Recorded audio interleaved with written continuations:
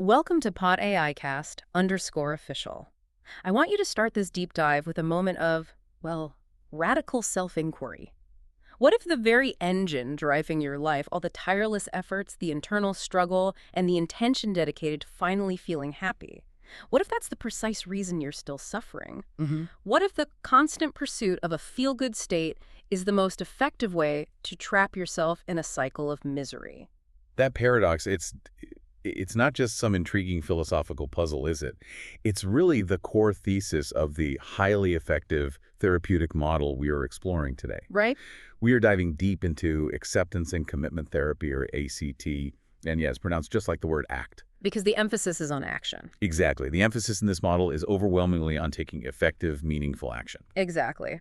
Our source material today is heavily influenced by Dr. Russ Harris's, his popularization of the model, often called the happiness trap. A great read, by the way.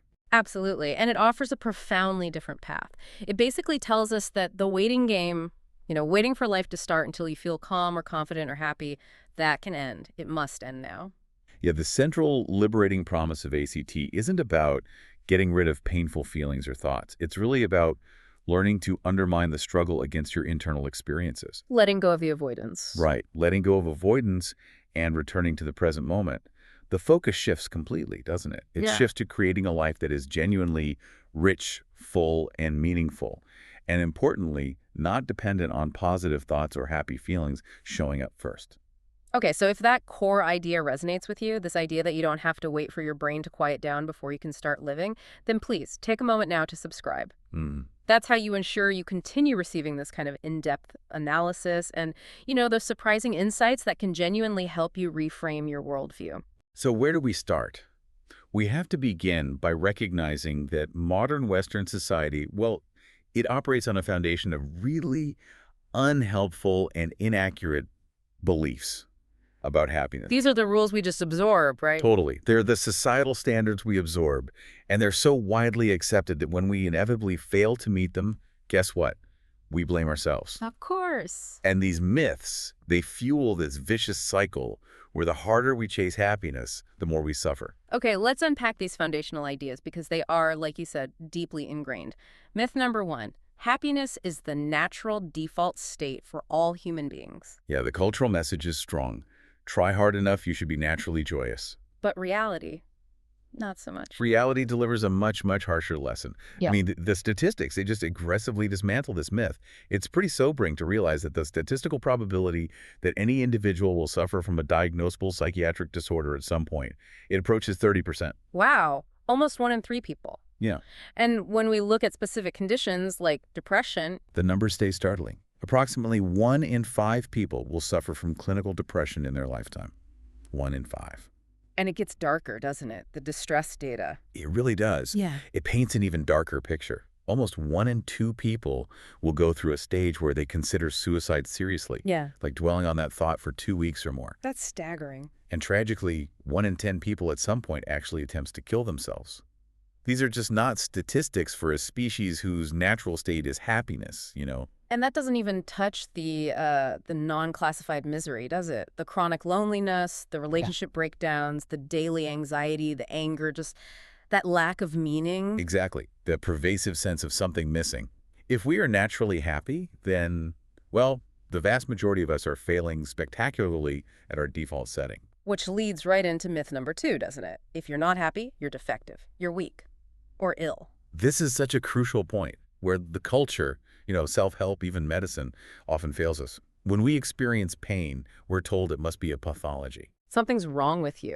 Right. We view mental suffering as a sign of weakness or an illness that needs to be zapped, eradicated. And if we can't just snap out of it, we blame ourselves. We feel weak, inadequate. But ACT offers a totally different perspective here. Fundamentally different. ACT challenges this medicalized view. It assumes that psychological suffering isn't a bug. It's actually a natural, inevitable byproduct of a healthy, evolved human mind doing precisely the job it was programmed for. So we're suffering not because we're broken. Not because we're defective, but because we're using ancient mental tools. Mm-hmm. Tools designed for a harsh survival environment Right. to navigate our complex modern world. That mismatch creates friction. That distinction feels liberating, actually. Okay, so if suffering is normal, that takes us to the third myth. To create a better life, we must eliminate negative feelings and pile up only the positive ones. Ah, the feel-good society obsession. And it sounds perfectly logical, doesn't it? Why wouldn't you want to maximize pleasure and minimize pain? But here's the catch. Happiness, when you define it narrowly as just a fleeting, pleasurable emotion like, elation or gratification, it's inherently unstable. It doesn't stick around. It never does. No matter how aggressively we chase or try to cling to happy feelings, they dissipate. They're designed to be temporary signals, not a permanent state of being. And then what happens when they fade? We instantly launch back into the chase, right? Feeling even more anxious that the good feeling is gone, and now we have to work harder to get it back. So the pursuit itself causes anxiety. Exactly. The research consistently shows that a life spent obsessively pursuing pleasurable feelings often leads to greater anxiety and depression in the long run, because the pursuit itself sets us up for continuous failure and dissatisfaction. It's a losing game. Which is enabled by the final and maybe the most crucial myth. We should be able to control what we think and feel. Yeah, we're taught this from day one, aren't we? Calm down, stop worrying, don't be sad. The underlying assumption is that we are the captains of our internal ship. But we're not really steering it directly. Well, the human mind operates much more like a river. You can influence its course a bit, maybe build some channels, but you cannot just stop the flow of thoughts, feelings, memories, images that arise spontaneously. We have far less direct, moment-to-moment control over these internal experiences than we assume. And this is where ACT makes that critical pivot. Yes, this is the essential pivot ACT makes.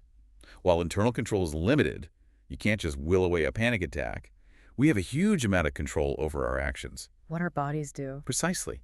We control what our hands and feet do, what we say, how we behave. And it is through these deliberate, controlled actions that we truly create a rich, full, and meaningful life, regardless of the internal noise. That's why it's called ACT. That's exactly why. The emphasis is on acting effectively in the world. Okay, that makes sense of the name. But let's dig a bit deeper into why the mind is so hard to control. Why is it always broadcasting, as you put it, radio doom and gloom? You mentioned evolutionary drivers. Right, the ancient mind, it's programming. What was its priority, and how does that programming kind of screw us up today? Well, the primitive human mind, which is still the foundation of ours, had one single overriding priority: survival. Don't get killed. Simple enough. It was a rapid, reflexive, don't get killed device. It needed to constantly scan the environment for threats. A rustle in the grass, the tribal leader looking displeased, signs of food running out. The brain that survived, the one that passed on its genes, was the brain that worried the most. Because worrying led to action, avoidance. Exactly. Worrying prompted avoidance strategies. So anxiety wasn't a flaw back then. It was a feature, a very useful feature that drove self-preservation. Okay, so how does that translate to modern life? Well, this survival imperative gave rise to powerful modern mental habits.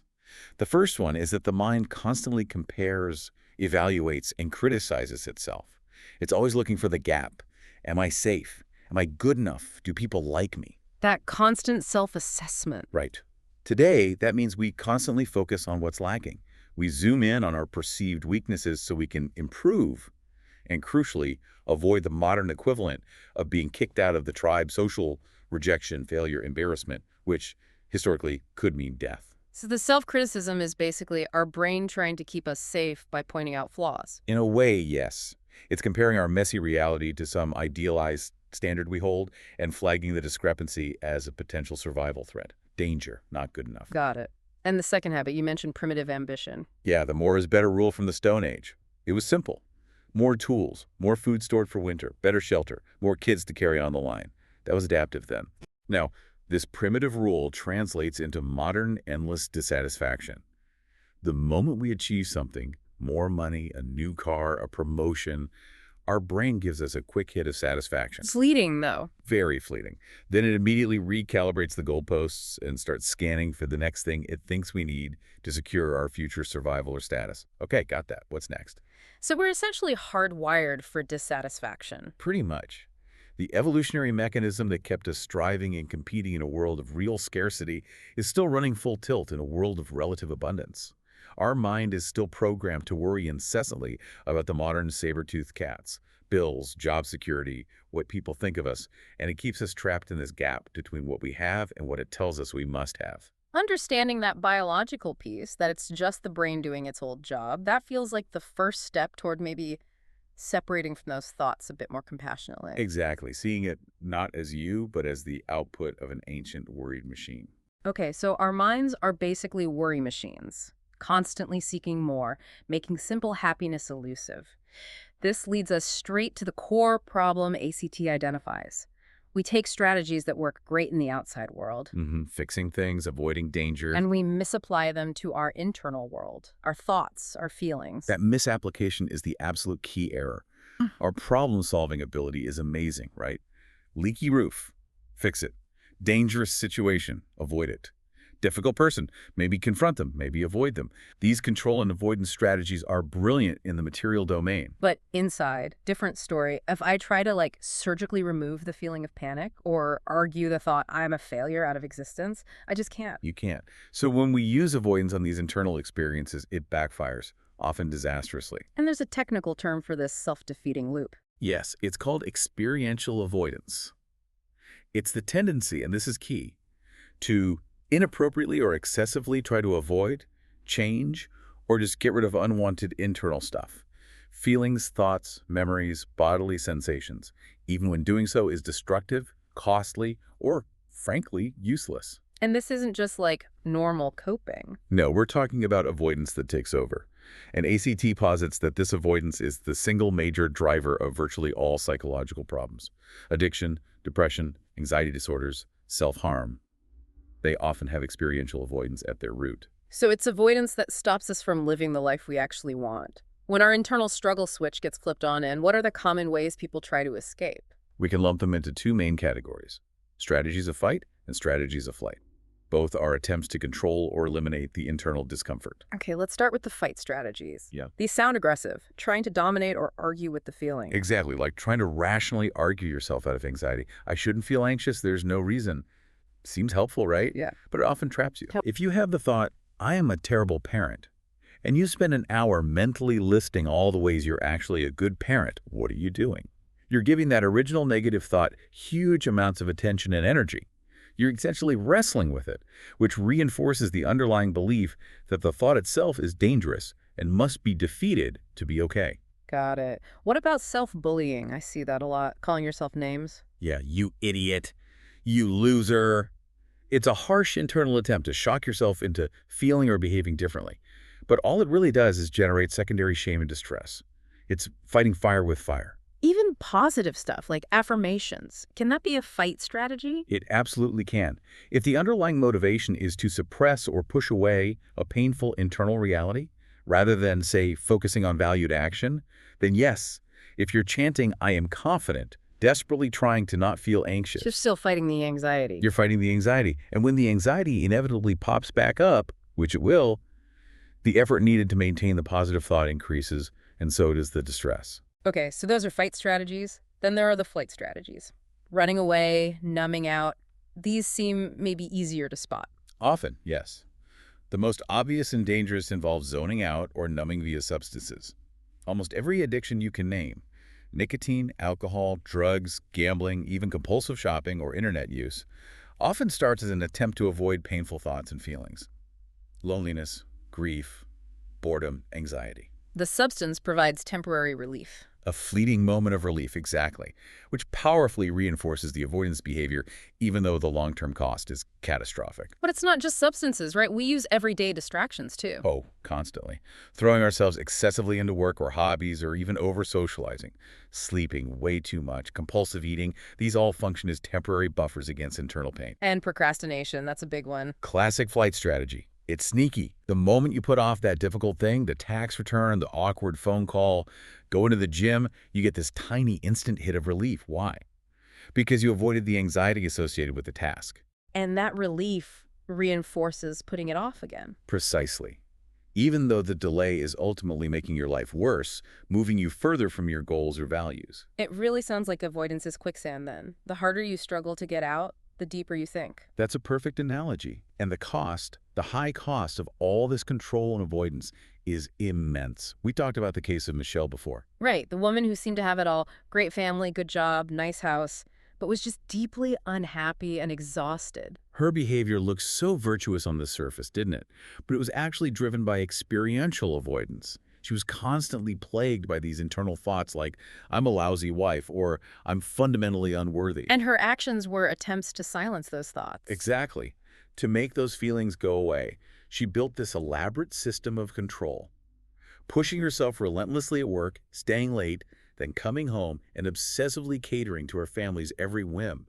She was trying to earn her worthiness, to perform her way out of feeling inadequate. So the perfectionism wasn't about valuing excellence. It was about avoiding the feeling of inadequacy. That's the key distinction.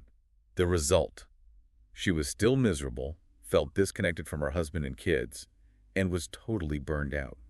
Her excessive control strategy failed to deliver lasting happiness, and it actually made her life smaller and more stressful. It kept her from doing things she truly valued, like just relaxing with her kids or having real conversations with her husband. Okay, so if someone listening suspects they might be caught in this kind of trap, they need a way to assess their own strategies. You mentioned a pragmatic test. Yeah, 3 critical questions to ask about any avoidance or control strategy you use regularly. First, did it successfully get rid of my painful thoughts and feelings in the long term? Be honest. Correct. Question 2. What was the actual cost of this strategy? Think about it. Your time, your energy, maybe money, your physical health, the impact on your relationships, your overall vitality. What did the avoidance cost you?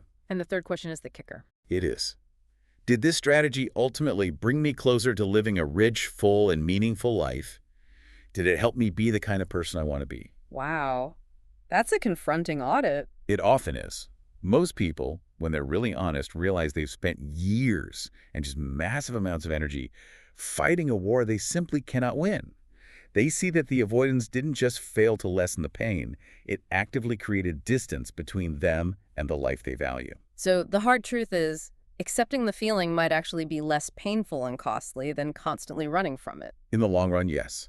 Paradoxically, willingness to feel is often the path to less suffering. And this shift from fighting and fleeing to accepting and acting, that requires learning specific skills, doesn't it? Which brings us to the core of ACT itself. Exactly. The alternative to fighting or fleeing our internal experiences isn't just about, gritting your teeth and being brave. It's about cultivating specific psychological flexibility skills. Skills we can learn. Absolutely learnable skills. ACT focuses on 3 core mindfulness skills designed to change our relationship with our thoughts and feelings, rather than trying to change the thoughts and feelings themselves. That's the key difference. Okay, skill number 1. The first, and arguably one of the most powerful tools for dismantling that inner critic, is cognitive diffusion. Diffusion, like separating things. Precisely. It's all about defusing the mind's stories by learning to step back and observe them, rather than automatically believing them or getting tangled up in them, what we call fusing with them. We forget that thoughts are just words, don't we? Language. We do. Whether the word is dog or photosynthesis or I am useless, they are all just linguistic creations, sounds or symbols in our head. The story is not the event itself. The word fire doesn't actually burn your hand. But when we fuse with thoughts, when we engage in cognitive fusion, we treat those thoughts as absolute literal truths, or as commands that we must obey. The power of language is incredible here. When your mind says, you're going to fail that interview, your body reacts instantly. Adrenaline surges, heart pounds, stomach churns, just as if the failure were already happening. our brain confuses the symbol with the reality. It does. So the goal of diffusion is really simple. See thoughts for what they are, just words passing through your head, and let go of the struggle with them. Your mind won't stop broadcasting. Like we said, it's radio doom and gloom, constantly finding problems. But you don't have to listen. You don't have to tune in, turn up the volume, or believe the lyrics. You can just notice the broadcast is playing. Okay, let's get practical. What are some specific diffusion techniques people can actually use? Great question. The most straightforward one is using grammatical distancing. So when the mind throws out a thought like, I am worthless, you consciously insert the phrase, I'm having the thought that I am worthless. Just adding, I'm having the thought that. Why does that create so much space? It creates distance because it subtly shifts the perception. The thought changes from being a perceived fact about you, I am X, to being an observation of a mental process your mind is doing. I am observing my mind producing this thought. You instantly become the observer, not the one being defined by the thought. That makes sense. I find some of the more playful techniques really effective too. They use humor against the mind's seriousness. Absolutely. Like taking a frequent self-judgment, maybe "I'm such an idiot," and singing it silently inside your head. To the tune of Happy Birthday or Jingle Bells. Exactly. Try it. It's almost impossible to take a thought seriously when it's being warbled in a cheerful, silly melody. It's a powerful reminder. This is just sound, just words. You don't have to salute it or obey it. Another good one is naming the story. Yes. If you notice the same critical pattern showing up again and again, you give it a name. Like, okay, the "I'm not good enough" story is playing again. Or, oh, there's the predicting the worst possible outcome story. It depersonalizes it, doesn't it? Completely. It's not you. It's just a familiar neural pathway firing, a recurring broadcast from radio doom and gloom. Once you acknowledge it as a known story, you can kind of nod at it and let it be, freeing up your attention to focus on something more useful, something aligned with your values. Diffusion is also really important for dealing with distressing mental images, right?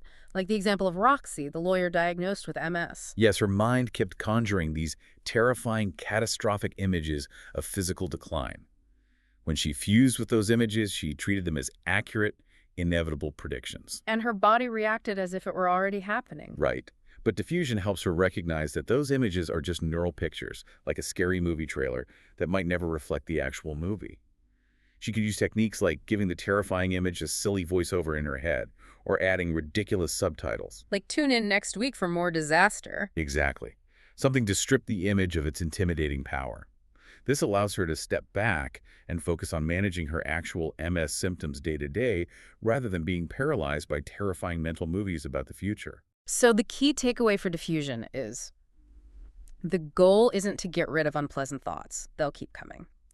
The real question is this thought helpful right now? Does paying attention to it help me move toward a better life? Precisely. And if the answer is no, then we diffuse, we unhook. Okay, that's diffusion. What's the second core skill? The second core skill is acceptance and expansion. This is the direct alternative to waging that internal war against our feelings. Think of it like peace versus war. Okay. Struggling with unwanted thoughts and feelings, trying to fight them off, that consumes vast amounts of time and energy. It's internal war. Maybe you achieve a grudging tolerance, like a ceasefire or a truce, but you still feel tense and constrained. But true acceptance is different. True acceptance is like peace. It means fully opening yourself up to the presence of your current reality, including your feelings, letting go of the struggle with the feeling as it is in this very moment. And this is where people get confused. Acceptance doesn't mean you like the pain or approve of it, or that you're giving up on changing the situation. It just means you stop fighting the internal experience itself. Exactly. You make room for the internal experience so you can free up your limited resources, your energy, your attention to focus on moving your life forward in a way that matters to you. To understand why acceptance is so vital, we need to talk about the struggle switch. Yes, the struggle switch is a key concept. When the switch is O off F, the difficult feeling you experience, let's say, sadness over a loss, is what ACT calls primary or clean discomfort. It's just the natural pain of life. Right. The inherent unavoidable pain of being human. But when the struggle switch gets flipped on, meaning you start fighting the sadness, avoiding it, judging yourself for feeling it, then you generate secondary painful emotions. This is dirty discomfort. So dirty discomfort is the pain about the pain, like getting anxious about feeling anxious. Exactly. Or feeling ashamed about feeling angry, or guilty about feeling depressed, or frustrated about feeling frustrated. That's the vicious cycle that keeps us stuck. That's the amplifying loop. When the struggle switch is O off F, the sadness might still be present, sure, but it's just clean discomfort. It's free to rise and fall naturally without all the extra layers of fear, judgment, and struggle piled on top. So how do we practically turn that switch O off F? That sounds like the goal. The core technique here is called expansion. Expansion. Making room. Literally. Yeah. Actively making room for the feeling, like the vast sky makes room for all kinds of weather, storms included. Our default reaction to difficult feelings, anxiety, fear, grief, is usually to tense up physically, to squeeze down, to contract our bodies against the sensation. Like bracing for impact. Exactly. Expansion is the deliberate opposite. You consciously open up, you breathe into the physical location where you feel the sensation most strongly, and you observe it with gentle curiosity, almost like a scientist. Can you give an example like Donna, the woman grieving? Yes, Donna was paralyzed by grief after a terrible loss. She described the feeling as a heavy rock sitting in her chest. She kept trying to fight it, cry it out, push it away, but it just stayed there, heavy and hard. So how did expansion help? Through expansion, she was guided not to focus on the story of the pain. This is grief. It hurts so much it's unbearable. But to observe the raw physical sensation itself with curiosity. Where exactly is it? What are its edges? What's its texture? Is it heavy or light? Hot or cold? Still or vibrating? So focusing on the physical reality of it? Right. She was encouraged to breathe deeply, consciously making physical space for the rock in her chest, without judging it or wishing it away, just allowing it to be there. And what happened? Did the rock disappear? No, she reported the rock was still physically present, but the panic and the fear surrounding it subsided dramatically. The struggle switch turned off. She wasn't terrified by the pain anymore. She realized in a felt sense that she was bigger than this heavy sensation. It was in her, but it wasn't all of her. Wow, okay. And the skill expansion, it's crucial for handling urges too, right? Cravings, anger impulses, procrastination urges. Absolutely essential. For urges, we teach a specific application called urge surfing. You treat the urge, whether it's for cigarette, yelling, or checking social media, instead of working as a physical wave. A wave, it rises and falls. Exactly. It starts small, builds in intensity to a peak or crest, and then inevitably it subsides. All waves do. The job of the urge surfer isn't to stop the wave, you can't, but to ride it out without wiping out, giving in, or trying to suppress it, which often makes it stronger. And there's an acronym to help with this, OBSURVE.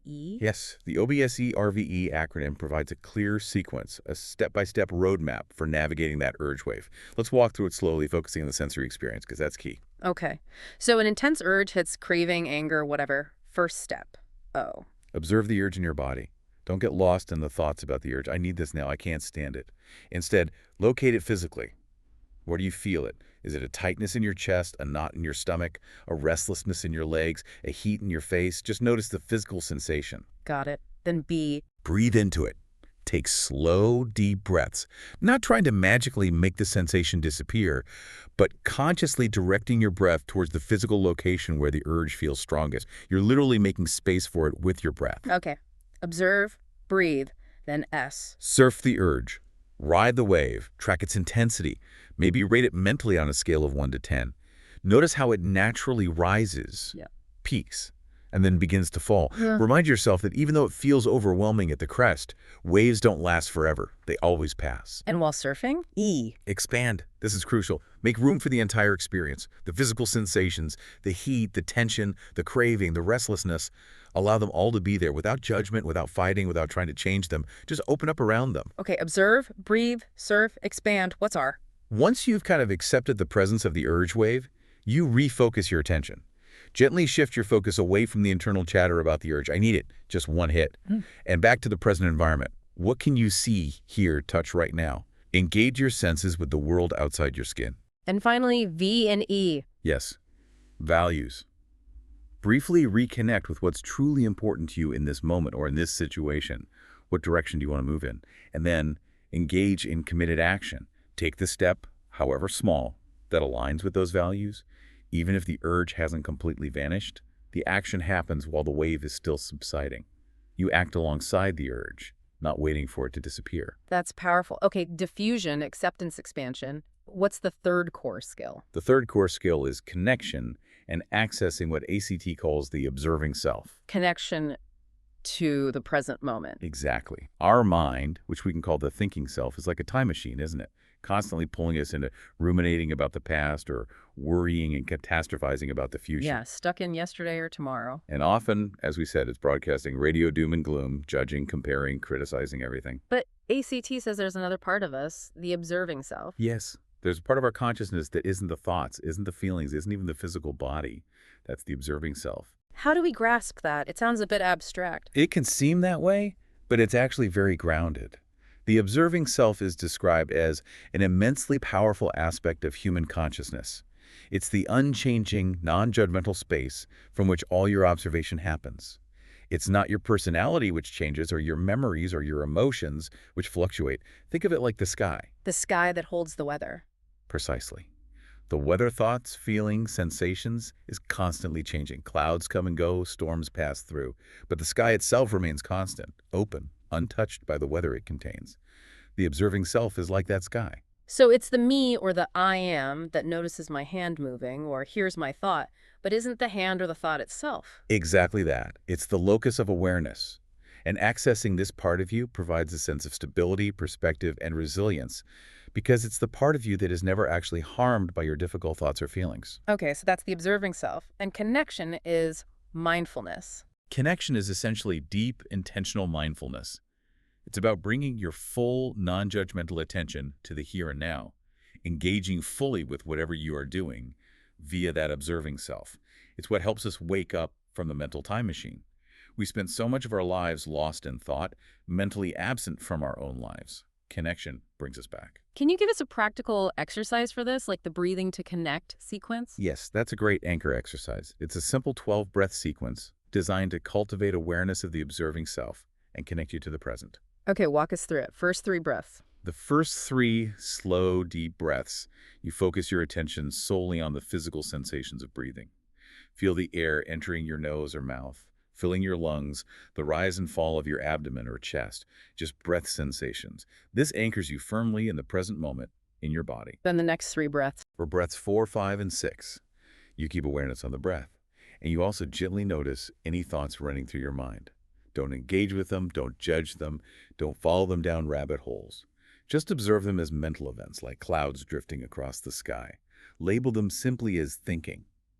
You're noticing the radio's playing, but you're not tuning in. Okay, breaths 7, 8, 9. Now you maintain awareness of the breath, and you scan your body for any feelings, emotions, or physical sensations present. Notice any tension, warmth, coolness, restlessness, tingling. Whatever is there, just observe it with curiosity, making room for it, using expansion skills, without judgment. And the final 3 breaths. 10, 11, 12. For the last 3 breaths, you connect your awareness of the breath to the surrounding environment. Actively engage your senses. What can you see right now, even with eyes closed, light, shapes? What can you hear? What can you smell? What can you feel? The chair beneath you, the air on your skin. What can you taste? You bring your full attention to the external world, grounding yourself completely in the here and now through your senses. That sounds like a really grounding mini meditation, a quick way to step out of the noise. It's a powerful anchor, especially useful in high-stress moments. Remember Michelle, who was terrified of setting boundaries with her demanding boss? Yeah, she'd just agree to everything out of fear. Right. The next time her boss made one of those urgent last-minute demands that meant staying late again, her internal panic went through the roof. He'll fire me if I say no. But this time, instead of automatically caving due to fusion and avoidance, She's the ucker. she took one long, deliberate breath, consciously connecting to her observing self, maybe noticing the feeling of her feet on the floor. That single breath created just enough space, A pause. a crucial pause. It gave her the few seconds she needed to make room for the anxiety, expansion, diffuse the catastrophic thought, I'll be fired, became, I'm having the thought I'll be fired, and importantly, connect with her value of protecting her family time. And she actually said no. She was able to say, clearly and calmly, something like, I understand that's urgent. Unfortunately, I can't stay late tonight, but I will make it my top priority first thing tomorrow morning. Wow. So she took effective, life-enhancing action despite the internal storm of anxiety and scary thoughts. Exactly. The presence of the anxiety did not prevent the valued action. That's psychological flexibility in action, built on these core skills. Okay, so those first 3 skills, diffusion, acceptance, expansion, connection, they're all about changing our relationship with the difficult internal stuff, making space for it. Right. They help us unhook from the struggle. But just making space isn't enough, is it? That space is only really useful if you know where you want to go with your life. Precisely. And this moves us squarely into the C and T of ACT. Choosing a valued direction, that's the C, and taking committed action, the T. We have to start by nailing down a really important distinction, one that often gets blurry, the difference between values and goals. Yes, this is fundamental. Values are your chosen life directions. They represent how you want to behave, what qualities you want to embody, what you want to stand for as a person, how you aspire to relate to the world, to others, to yourself. Think of them like compass directions heading north or west. You never actually arrive at north, you just keep moving northward. Exactly. They are ongoing principles that guide your behavior indefinitely. Goals, on the other hand, are specific, achievable destinations or milestones along the way. They are the concrete things you want to achieve or accomplish. Like landmarks you pass while heading north. Perfect analogy. Getting married, finishing a degree, running a marathon, getting a specific job. Those are goals. Once you achieve them, you can check them off the list. Okay, give us an example linking the two. Sure. Let's say a core value for you is being a loving, present, and supportive partner. That's a value. It's an ongoing way of being, something you live day by day. Getting married might be a goal related to that value. But achieving the goal doesn't mean you're done with the value. Not at all. Once you're married, goal achieved, the value of being loving and supportive needs to be continually enacted, lived out in your actions, moment by moment. You can easily achieve the goal, get married, but completely fail to live the value, be a loving partner.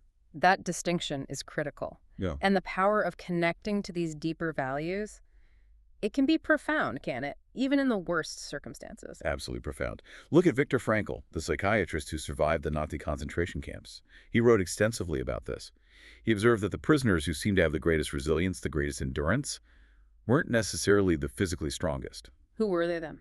Often, they were the ones most deeply connected with a purpose beyond their immediate suffering, beyond mere survival. They had a deeply held value, a why. For some, it was the intense hope of being reunited with a loved one. For Frankl himself, it was his determination to finish writing an important scientific book. So that sense of purpose, that value, gave them a reason to keep going. It provided a reason to endure unimaginable hardship, a reason to take whatever small actions were possible each day to stay alive. It reframes resilience, doesn't it? It wasn't the absence of pain that fueled survival. It was the presence of meaning, of value. That's powerful. Yeah. And the crucial shift ACT encourages is about living those values now, right? Not waiting until goals are met. Yes. Don't wait. Don't put your values on hold until circumstances are perfect or goals are achieved. Remember Sola, the woman who was 33, feeling lonely, and her main goal was finding a life partner. Yeah, she felt like her life was on pause until she met someone. Exactly. She was waiting for this external event, finding a partner, to finally allow her to feel happy and fulfilled. But her core values, when she explored them, included things like being loving, being caring, being open, being fun, being sensual. Values she wasn't really living fully. She realized she was kind of holding back. Saving the good stuff, her lovingness, her fun side, for this hypothetical future partner who hadn't shown up yet. So what did she change? We guided her to see that she could choose to live those values, right now, in her current life, with the people already around her. She started intentionally being more open and engaging with her colleagues at work.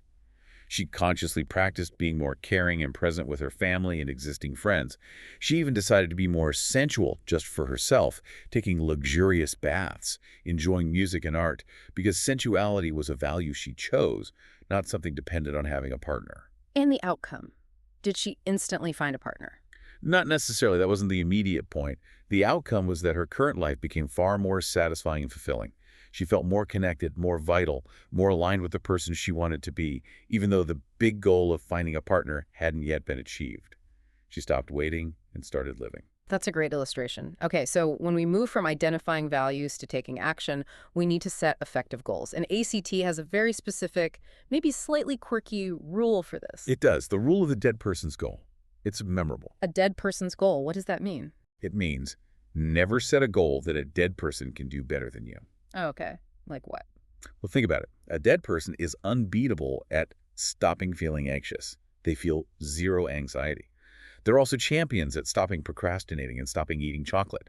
They do none of those things. Right. So those aren't really goals for living people. Exactly. Goals need to be framed as positive, specific, live person's actions that actively move you in a valued direction. You have to ask yourself, if I stopped feeling anxious, what would I be doing differently? What actions would I be taking? So instead of stop being anxious, maybe the goal is... Maybe the goal is I will initiate social contact with one friend at least twice a week. Or I will practice a relaxation technique for 5 minutes each day. Or I will speak up in one meeting per week. Those are actions a live person does. Got it. Positive actions towards a value. This leads us into committed action itself and the concept of willingness. Yes. Committed action simply means persistently taking steps that are guided by your values, especially when it's difficult or uncomfortable. But to do that consistently, you need willingness. And willingness isn't about liking the discomfort, is it? Not at all. Willingness doesn't mean you want or like or approve of the difficult thought or feeling or sensation. It means you actively choose to embrace it, allow it, make room for it, using those expansion skills we talked about in order to do something that matters to you, something aligned with your values. Can you give an example? The chemotherapy example is often used. Hmm. No one likes the nausea, the hair loss, the fatigue. It's deeply unpleasant, but people undergo it willingly. Why? Because they value living. Exactly. They're willing to make room for the immense discomfort in service of a deeply held value, staying alive, perhaps seeing their children grow up. Or a more everyday example. Think about inviting your, say, obnoxious father-in-law over for dinner because your partner really values family connection. You might feel irritation, tension, boredom, maybe even dislike. Willingness means you choose to make space for those feelings and still act in line with your value of being a supportive partner, being polite, engaging in conversation, making him feel welcome. The value drives the action, not the feeling. Okay. But when we try to take committed action, our minds often throw up roadblocks, right? ACT uses the FEAR acronym here. Yes, FEAR summarizes the common barriers.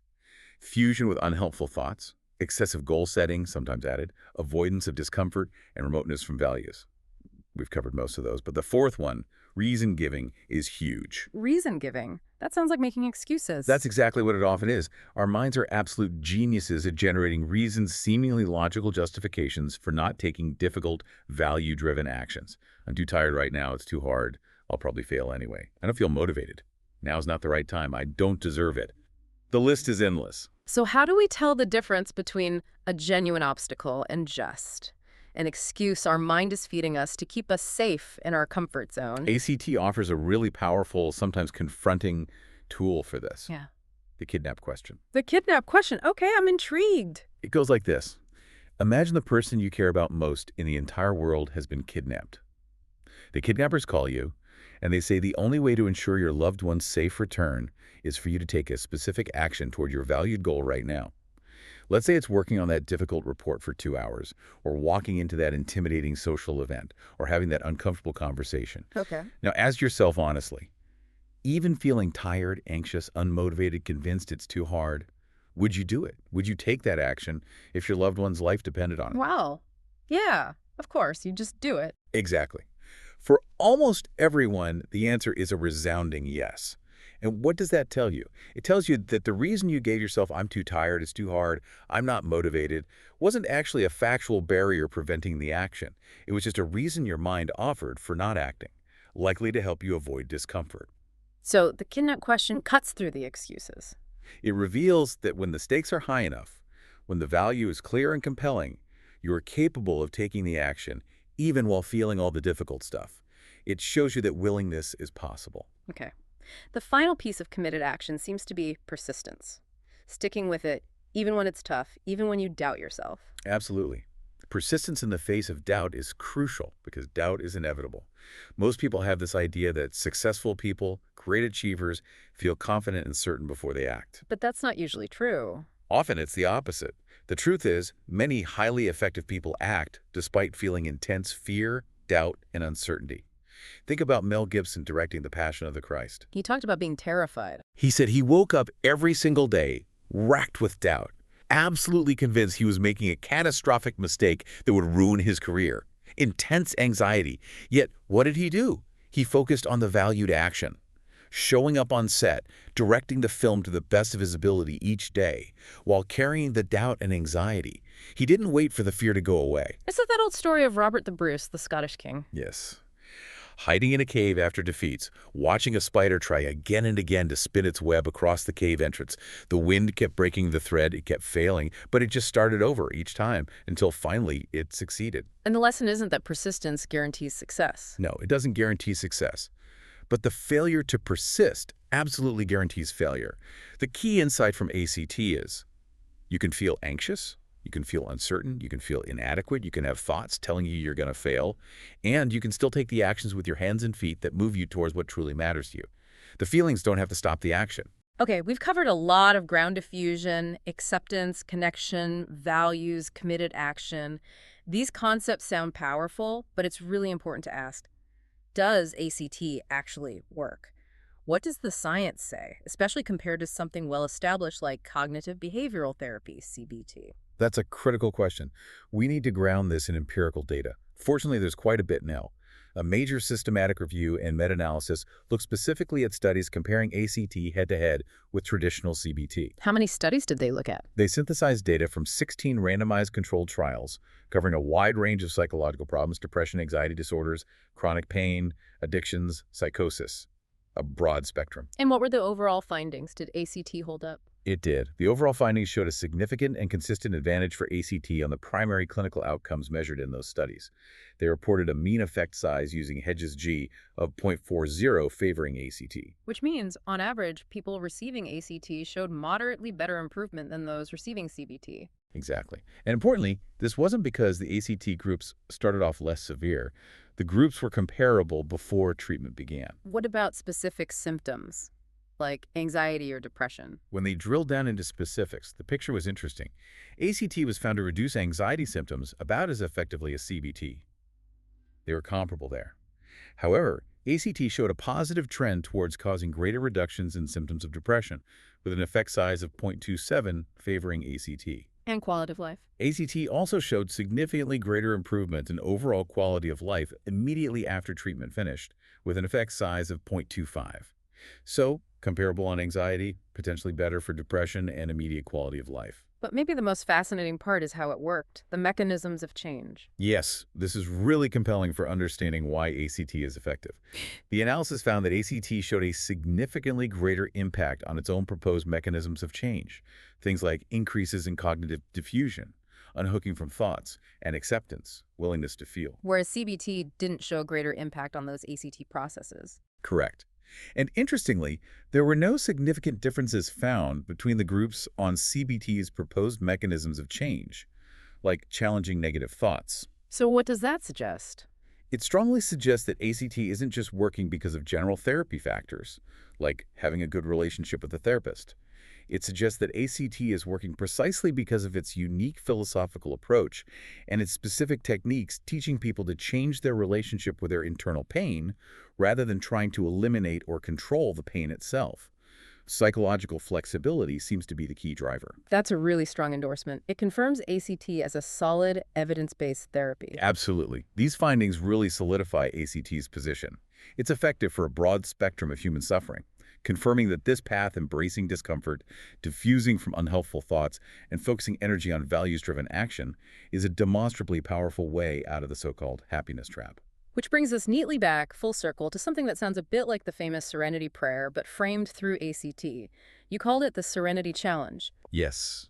It's a way to summarize the core actionable principles of ACT, weaving them into that familiar structure of courage, serenity, and wisdom. So the courage. The courage is the courage to solve the solvable problems in your life, to take effective, committed action guided by your values, to change the things that can be changed in your external world or through your behavior. And the serenity. So serenity comes from applying the skills we've discussed, diffusion, expansion, connection, to accept and make room for the internal problems, the difficult thoughts and feelings that are currently unchangeable. Things like chronic pain, painful memories, grief, or just the ongoing chatter of the mind. It's the serenity to accept what you cannot control inside. And the wisdom. The wisdom is cultivated through that skill of connection, through mindfulness practice. It's the growing ability to discern the difference in any given moment, in any challenging situation, between what can be effectively addressed through action and what needs to be met with acceptance and willingness right now. Knowing when to act and when to allow. Precisely. Ultimately, ACT suggests that in any problematic situation, you really only have two sensible courses of action consistent with living a vital life. Either accept the situation as it is right now, especially the internal parts you can't control, or take effective action to improve it or change your relationship to it. If no effective action is currently available or possible, then the only useful option remaining is acceptance until action does become possible. This way, you focus all your precious energy on what is truly within your control, your behavior, your actions in this present moment.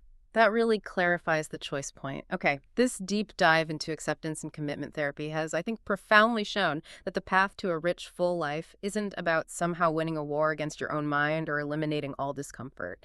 It's about realizing you are not your thoughts, learning you can make peace with discomfort, and crucially, focusing your energy on taking action guided by your values, even when life feels messy and your mind is noisy. If this discussion has sparked something for you, provided valuable tools or insights, and you want to continue exploring these kinds of complex topics with us, please do make sure you subscribe to PoddyIcast_official.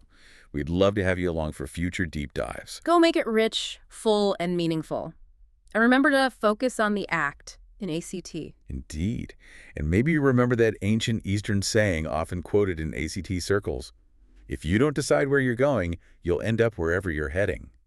The past, it's just memory showing up in the present. The future, it's just thoughts about what might be also happening in the present. Now, this moment is the only time you ever actually have, so act on what truly matters to you right now.